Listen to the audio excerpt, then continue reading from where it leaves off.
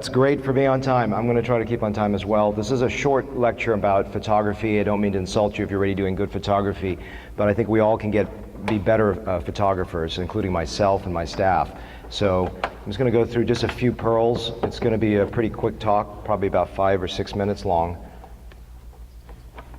Great. We're up. Dale? There we go. Beautiful. All right. So the first thing is, oh, sorry. Hold on. First thing is, get a DSLR. I mean, you can probably take amazing photos with your iPhone, but it just looks really crappy when you're shooting with a little tiny point and shoot. Get a DSLR. And also, each of the focal lengths are going to be different to make a 1-to-1 ratio, which essentially means you don't want the nose blown up and distorted. So play with that and figure out what's going to work for you. I use a Nikon, an older D300, and why don't I advance? Because I want to get consistent photographs. So I stay with the same one, and I use a 105 millimeter macro lens. Have a dedicated photo room. It's so important to have a dedicated photo room because you're going to have inconsistent lighting, inconsistent backgrounds, inconsistent anything. And how do you do that? Well, first I have a closing door, so there's zero ambient light. There's no windows in the room, and that's so important. I also just installed this little peephole so that it's low for my shortest staff member, that we can look in there and not open the door if the photography is being taken, or where's the patient? So we just look through that little area, and you don't have, it's big enough that you don't have to put your head up to it, you can actually see it. It's about a 5 by 10 room, and I think it needs to be small enough that you're not wasting precious real estate, but at the same time what's beneficial is you're having enough illumination, which is my next point of going inside the room. So I have a backless rotating stool. The reason why this is important is you want the patient, you don't want to see the back of the chair, and you want to be able to rotate their whole body, which I'll talk about as we go through the photography. And then you have also a standardized blue wall. When I moved offices 10 years ago, I actually recorded the PMS code so that I would have the same blue in each of the photographs, but the blue reads differently with different cameras and in different lighting situations.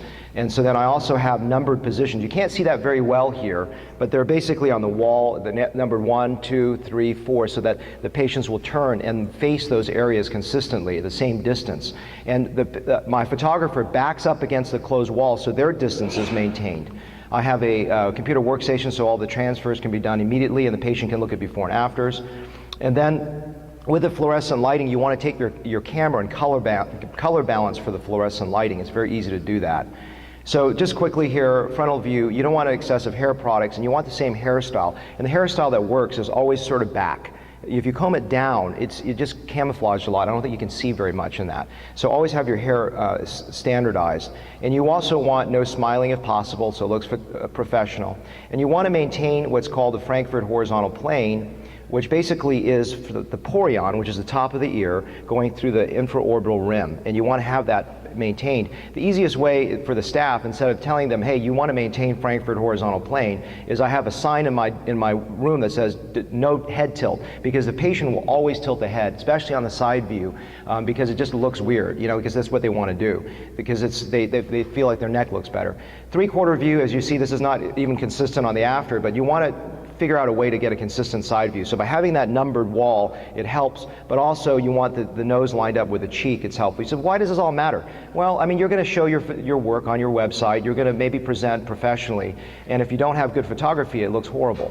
And then also maintaining the Frankfurt horizontal plane. Side view, a good rule of thumb is not to see the eyelash on the other side. If you see the eyelash on the side, the head is tilted just a little bit off. And you also want the body constantly churning all the way like this. You do not want this, okay? Because it doesn't look professional, it's not consistent. And of course, you're maintaining Frankfurt horizontal plane.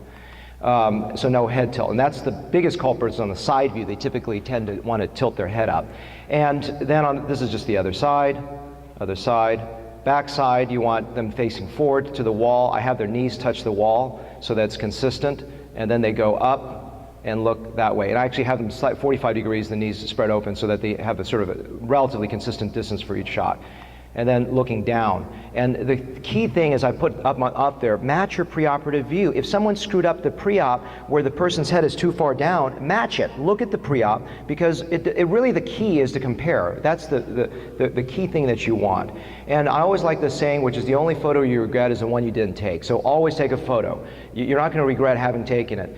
Take a photo. Oh, they're only 3 months out. Take it. They're only 6 months out. Take it. You may never see them again. And the other thing is, you only got one chance to take a good preoperative photograph. That's my other pearl. Okay.